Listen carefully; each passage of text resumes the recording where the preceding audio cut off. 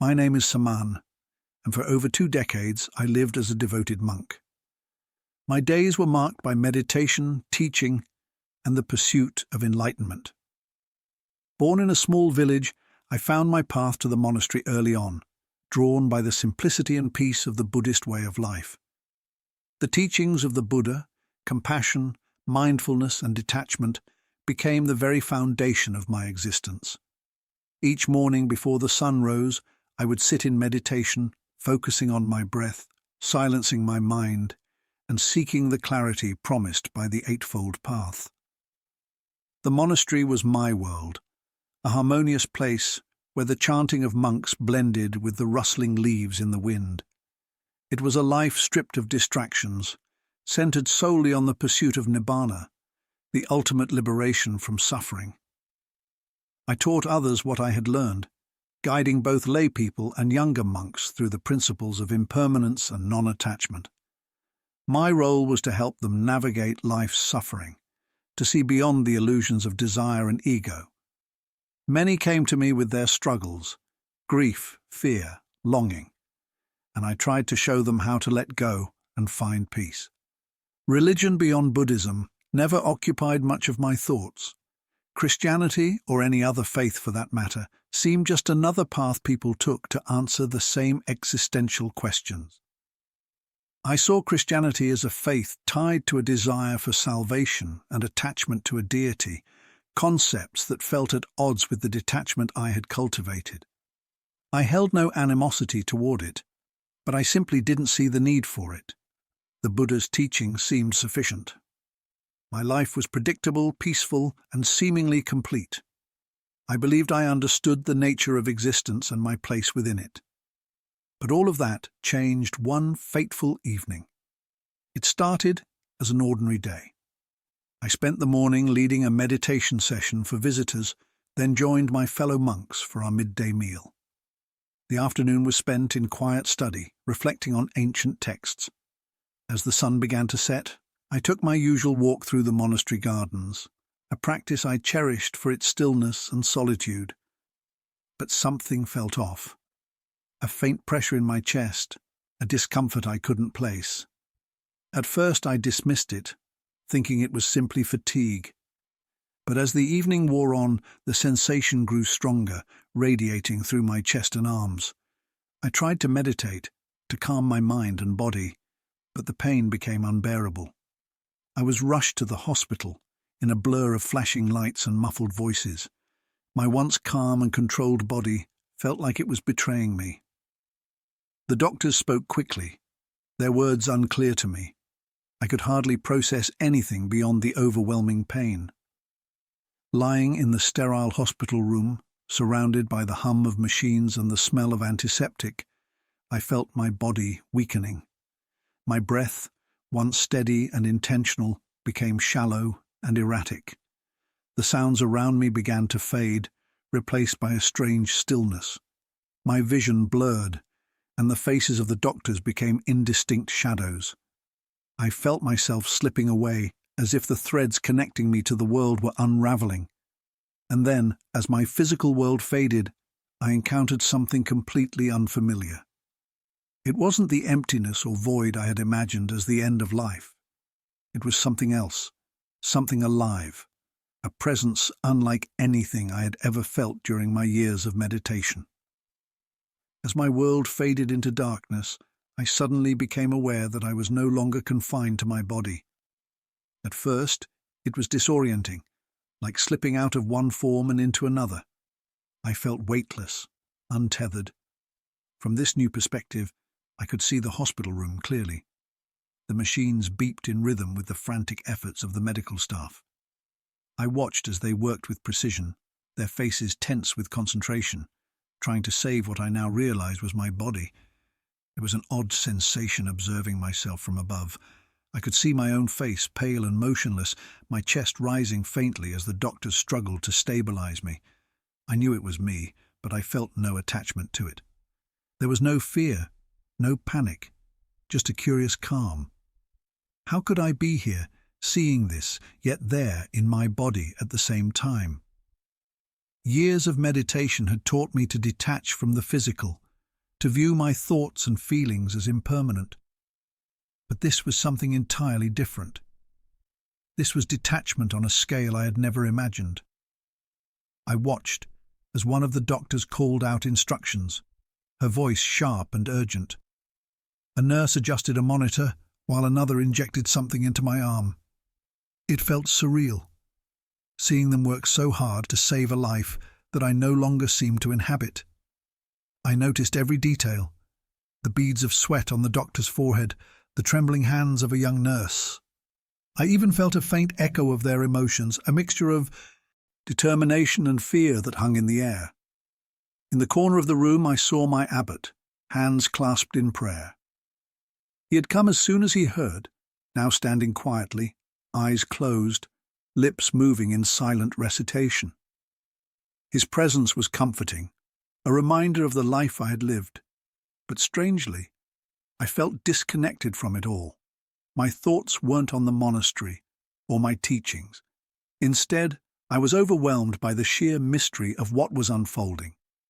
As I floated above the scene, a new sensation began to pull at me. It wasn't physical, but it was undeniable, a gentle yet insistent force drawing me away from the room. I tried to resist, unsure of where it was taking me, but the pull grew stronger. It was as if the very essence of my being was being drawn towards something beyond my understanding. And then I saw it, a light. It wasn't the harsh, sterile light of the hospital or the dim glow of a candle during meditation. This light was different, radiant, alive, and utterly pure. It emanated warmth, not just in a physical sense, but in a way that reached deep into the core of my being. It didn't blind or overwhelm me. Instead, it invited me, called me, as though it had been waiting for me all along. The light seemed to pulse gently, almost like it was breathing, and its presence was unlike anything I had ever experienced. I had spent years meditating, striving for enlightenment, seeking the ultimate clarity and peace. Yet this light carried something far beyond what I had ever known. It wasn't emptiness or detachment. It was fullness, a completeness that resonated with every part of me. At first, I hesitated. What was this light? Where did it come from? My teachings had always emphasized impermanence, letting go of attachments and desires. But this light seemed to offer something else entirely, something permanent, something unchanging. It was both alluring and unsettling, challenging everything I thought I knew. Torn between curiosity and reluctance, I lingered. The pull of the light grew stronger, not forceful, but irresistible. It was as if the light was speaking to me, not in words, but in a language I could feel. An invitation that bypassed logic and reached straight into the heart of who I was. Despite my uncertainty, I felt myself moving toward it, drawn by a force I couldn't explain. The closer I came, the more the light seemed to envelop me. Its warmth was unlike anything I had ever felt. More than just physical warmth, it was a sense of being completely known and completely loved. It was as if the light could see every part of me, my thoughts, my actions, my doubts, and yet it embraced me fully. I had spent years striving to let go of ego, to detach from the self. But this light wasn't asking me to let go. It was offering me something in return, something deeper, something I couldn't yet understand. As I approached, I began to feel a presence within the light, something alive and immensely powerful. It wasn't a void, as I had always expected in my quest for nibbana. This presence was personal, intentional, and filled with a love so profound that it overwhelmed me. I felt small in its presence, yet not insignificant. I felt cared for, seen, and deeply valued. The tension within me grew sharper, caught between the teachings I had followed for so long and what I was experiencing now. I wanted to hold on to what I knew, to the framework that had guided my life. But the light seemed to dissolve those barriers effortlessly. It wasn't rejecting my past. It was fulfilling something I hadn't realized was missing. I tried to peer deeper into the light, to understand it, but the closer I came, the more it seemed to encompass everything.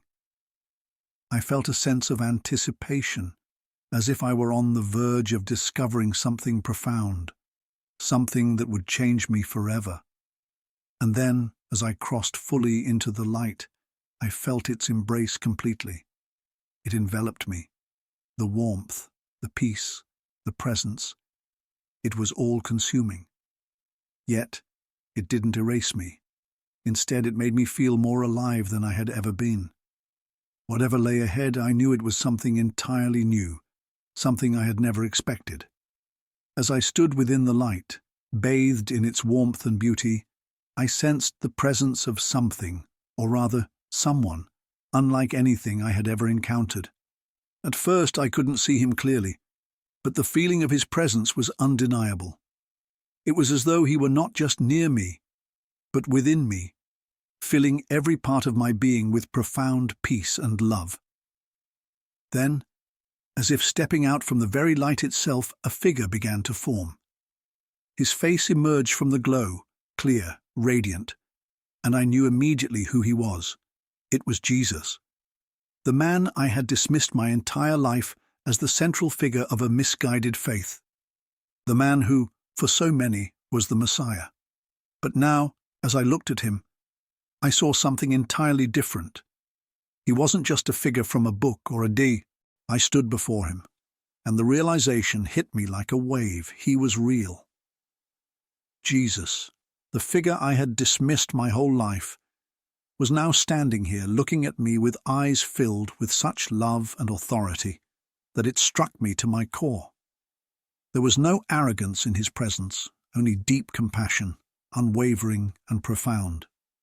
His gaze wasn't judgmental but understanding, as if he could see every part of me, the good, the bad, the doubts, and the fears. Yet there was no condemnation, only acceptance. For years, I had sought to detach from my ego, but now, standing in front of him, I felt something far greater than ego, something divine, a connection that transcended everything I thought I knew. "You are here," Jesus said, his voice steady and calm, but with an undeniable weight. "You've sought truth your whole life, Sam. Now you are here to see it."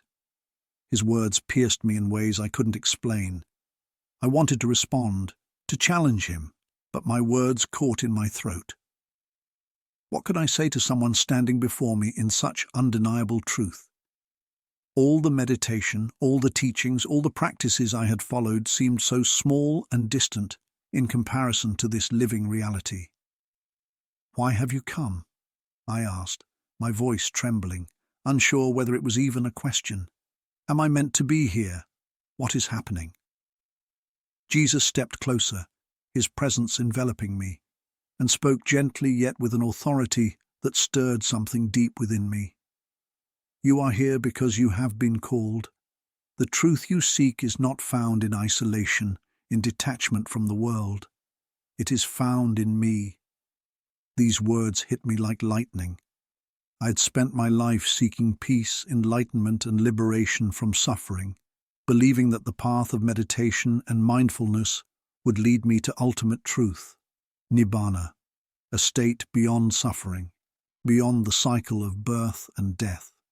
But now, in this moment, I was being told that the path I had followed was incomplete.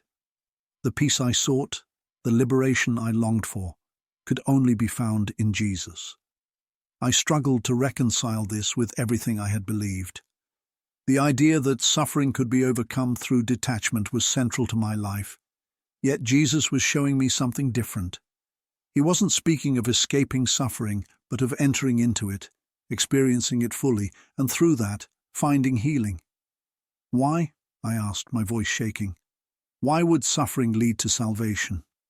I've always believed that salvation lies in the cessation of suffering, in detachment." Jesus looked at me with a mixture of sorrow and compassion. "You misunderstand the nature of suffering," he said. "It is not the avoidance of pain that brings peace, but the willingness to face it with love. The path I walked was filled with suffering, not as a way of avoiding it, but as a way to transform it, to show that there is no need to escape the world's pain, but to embrace it, knowing that through love, suffering is redeemed. His words resonated deeply within me. For the first time, I understood that suffering, rather than being something to avoid, could lead to deeper understanding, deeper connection, and ultimately to a peace far greater than anything I had ever known. As I tried to process his words, Jesus began to show me visions. They were vivid and clear, like scenes from a life that was both distant and immediate. I saw his life unfold before me, the miracles, the teachings, the love he gave freely to those around him. I saw the cross and felt the weight of it, the agony, the betrayal, the pain. But I also saw the resurrection, the victory over death, the promise of life beyond the grave. It was the fulfillment of all the promises, the truth that I had never seen before. The visions shifted, and I saw scenes that contrasted sharply with my understanding of karma and enlightenment. I saw Jesus forgiving those who had wronged him, loving those who hated him. I saw the ultimate sacrifice, his death on the cross, and for the first time, I understood it not as a symbol of suffering alone, but as a profound act of love and redemption. The idea of self-sacrifice, the willingness to endure suffering for the sake of others, was something I had never fully grasped in my own practice. I had always believed that my suffering and the suffering of others were a result of karma, a natural consequence of past actions. But now I saw something more. Jesus didn't just endure suffering because it was his karmic fate. He chose to bear it for the redemption of all. He offered love, grace, and forgiveness in the midst of his agony. Through that, he showed me that salvation isn't about escaping suffering, but transforming it. "Do you see now?" Jesus asked gently, his voice filled with tenderness. I nodded slowly, my mind reeling with the enormity of what I had just seen. Everything I had believed, every principle I had lived by, was being turned upside down. I stood before him, and the realization hit me like a wave. He was real. Jesus, the figure I had dismissed my whole life, was now standing here looking at me with eyes filled with such love and authority that it struck me to my core. There was no arrogance in his presence, only deep compassion, unwavering and profound. His gaze wasn't judgmental but understanding, as if he could see every part of me, the good, the bad, the doubts, and the fears. Yet there was no condemnation, only acceptance. For years, I had sought to detach from my ego, but now, standing in front of him, I felt something far greater than ego, something divine, a connection that transcended everything I thought I knew. "You are here," Jesus said, his voice steady and calm, but with an undeniable weight. "You've sought truth your whole life, Sam. Now you are here to see it." His words pierced me in ways I couldn't explain. I wanted to respond, to challenge him, but my words caught in my throat. What could I say to someone standing before me in such undeniable truth? All the meditation, all the teachings, all the practices I had followed seemed so small and distant in comparison to this living reality. "Why have you come?" I asked, my voice trembling, unsure whether it was even a question. "Am I meant to be here? What is happening?" Jesus stepped closer, his presence enveloping me, and spoke gently yet with an authority that stirred something deep within me.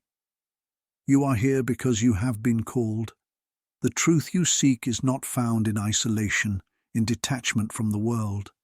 It is found in me." These words hit me like lightning. I had spent my life seeking peace, enlightenment, and liberation from suffering, believing that the path of meditation and mindfulness would lead me to ultimate truth, nibbana, a state beyond suffering, beyond the cycle of birth and death. But now, in this moment, I was being told that the path I had followed was incomplete. The peace I sought, the liberation I longed for, could only be found in Jesus. I struggled to reconcile this with everything I had believed. The idea that suffering could be overcome through detachment was central to my life, yet Jesus was showing me something different. He wasn't speaking of escaping suffering, but of entering into it, experiencing it fully, and through that, finding healing. Why? I asked, my voice shaking. Why would suffering lead to salvation? I've always believed that salvation lies in the cessation of suffering, in detachment. Jesus looked at me with a mixture of sorrow and compassion. You misunderstand the nature of suffering, he said. It is not the avoidance of pain that brings peace, but the willingness to face it with love. The path I walked was filled with suffering, not as a way of avoiding it, but as a way to transform it, to show that there is no need to escape the world's pain, but to embrace it, knowing that through love, suffering is redeemed. His words resonated deeply within me. For the first time, I understood that suffering, rather than being something to avoid, could lead to deeper understanding, deeper connection, and ultimately to a peace far greater than anything I had ever known. As I tried to process his words, Jesus began to show me visions. They were vivid and clear, like scenes from a life that was both distant and immediate. I saw his life unfold before me, the miracles, the teachings, the love he gave freely to those around him. I saw the cross and felt the weight of it, the agony, the betrayal, the pain. But I also saw the resurrection, the victory over death, the promise of life beyond the grave. It was the fulfillment of all the promises, the truth that I had never seen before. The visions shifted, and I saw scenes that contrasted sharply with my understanding of karma and enlightenment. I saw Jesus forgiving those who had wronged him, loving those who hated him. I saw the ultimate sacrifice, his death on the cross, and for the first time, I understood it not as a symbol of suffering alone, but as a profound act of love and redemption. The idea of self-sacrifice, the willingness to endure suffering for the sake of others, was something I had never fully grasped in my own practice. I had always believed that my suffering and the suffering of others were a result of karma, a natural consequence of past actions. But now I saw something more. Jesus didn't just endure suffering because it was his karmic fate. He chose to bear it for the redemption of all. He offered love, grace, and forgiveness in the midst of his agony. Through that, he showed me that salvation isn't about escaping suffering, but transforming it. "Do you see now?" Jesus asked gently, his voice filled with tenderness. I nodded slowly, my mind reeling with the enormity of what I had just seen. Everything I had believed, every principle I had lived by, was being turned upside down.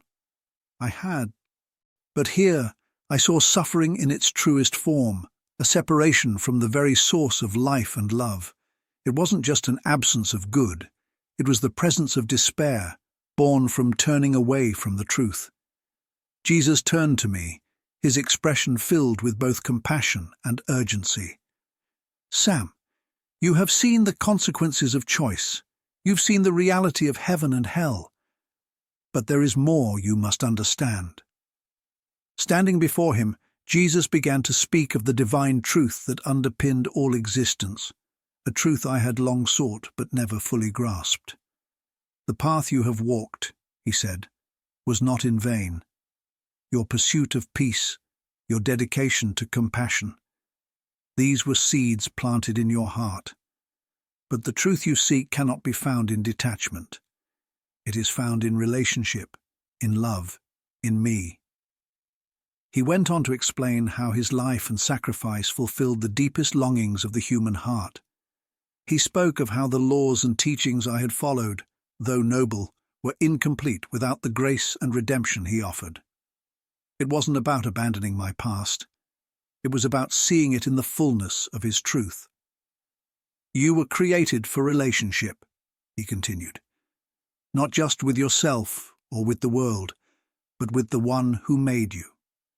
The peace you seek is not an escape from suffering, but a transformation of it through love. As he spoke, I felt as though layers of misunderstanding were being peeled away. For years, I'd viewed salvation as a solitary journey, one requiring discipline and detachment. But now, I saw that true salvation was a gift, a relationship to be accepted, not something to be achieved. Then Jesus looked at me, his eyes filled with such intense love that it brought tears to mine. "You have seen the truth, Sam," he said, "but it is not yours to keep. You must share what you have seen, what you now know. There are many who walk the path you once did, seeking answers in the dark. You must be a light to them." His words stirred both a sense of awe and fear within me. How could I, a simple monk, carry such a message? How could I share this truth with those who might reject it as I once had? But even as these doubts swirled within me, I felt a deep sense of purpose, rising within me, growing stronger. "It is time for you to return," Jesus said softly but firmly. "Your journey in this life is not yet complete. You have been shown these things for a reason. Go and walk the path I have set before you." As the light began to fade, I felt his presence remain with me, a reassurance that I would not walk this path alone. My heart was heavy with the weight of what I had seen, but it was also filled with clarity and a newfound sense of mission. Everything I thought I knew about the world, about life, and about salvation had been turned upside down, and now I was being sent back to share this truth, a truth that would change everything. The moment I returned to my body was like being pulled through a tunnel. The warmth of the light faded as I was thrust back into the harsh, sterile environment of the hospital room. My eyes fluttered open, and I was immediately overwhelmed by the chaos around me. The sounds of machines beeping, the hurried voices of doctors and nurses, and the bright lights above me. My chest ached, and my breathing felt labored, but it wasn't the physical pain that disoriented me. It was the jarring transition from the presence of divine peace back into my fragile human body. "His vitals are stabilizing," one of the doctors shouted, relief evident in her voice. A nurse leaned over me, her eyes wide with disbelief. "You're back," she said softly, as though speaking the words aloud would help her process what she was seeing. I could feel the weight of their astonishment, but I couldn't focus on them. My mind was still reeling, trying to process the overwhelming reality of what I had just experienced. As the medical team worked around me, adjusting machines and checking my condition, I caught a glimpse of my abbot standing in the corner of the room. His hands were clasped in prayer, his face pale and etched with concern. When our eyes met, his expression shifted to one of profound relief. But I knew, even in that moment, that the story I had to tell would be met with more than just concern. It would challenge everything he and I had ever believed. The days that followed were a blur. My body was weak, and the doctors insisted on keeping me under observation, but even as I lay in that hospital bed, my mind was elsewhere, trying to make sense of what I had seen and felt. The visions of heaven and hell, the undeniable presence of Jesus and his words, so filled with truth and love, played over and over in my mind. I couldn't escape them, nor did I want to. They were seared into my soul, altering something fundamental within me. But with that transformation came a heavy burden. I was a Buddhist monk, a teacher, a guide for others on the path to enlightenment. My entire identity had been built on the principles of detachment, meditation, and the teachings of the Buddha. How could I reconcile that with what I now knew to be true? How could I, a man who had spent his life pursuing nirvana, accept that salvation was found not in detachment, but in relationship with God through Jesus?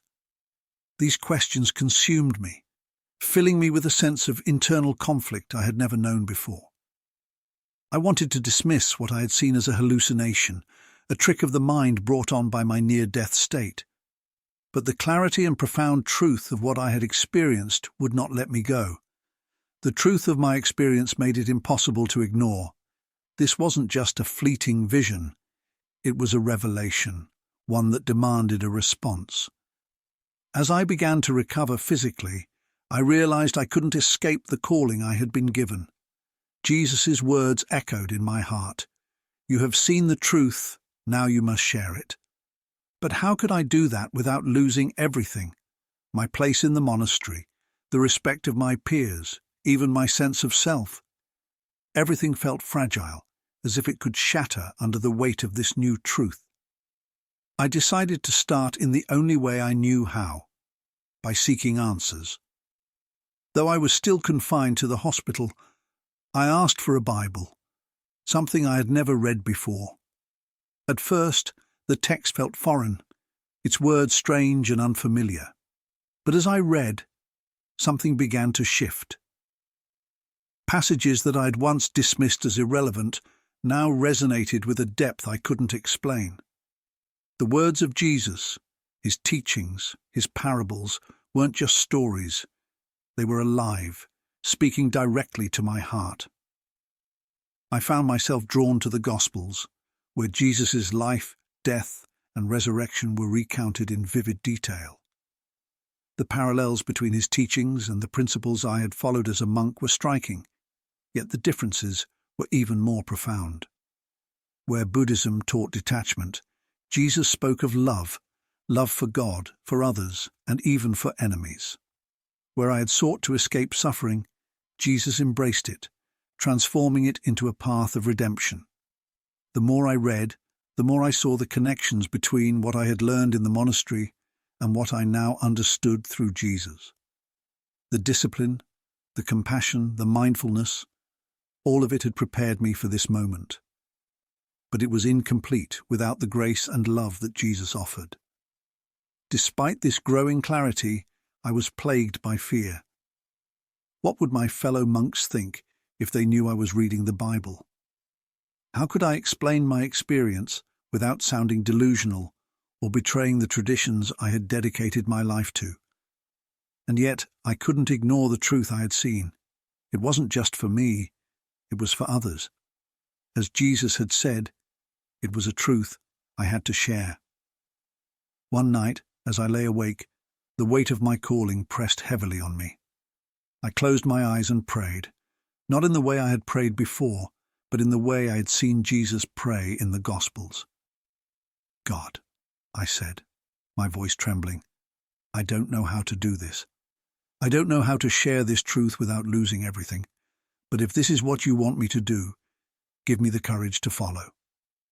The next morning, I woke with a sense of peace I hadn't felt since my encounter in the light. It wasn't the absence of fear, but the presence of something greater, a certainty that I was not alone on this journey. I knew then that I couldn't keep my story to myself. The truth I had encountered was too powerful, too life-changing to remain hidden. I would face the questions, the doubts, and the rejection, because the love and grace I had experienced were worth it. As I prepared to leave the hospital and return to the monastery, I made a decision.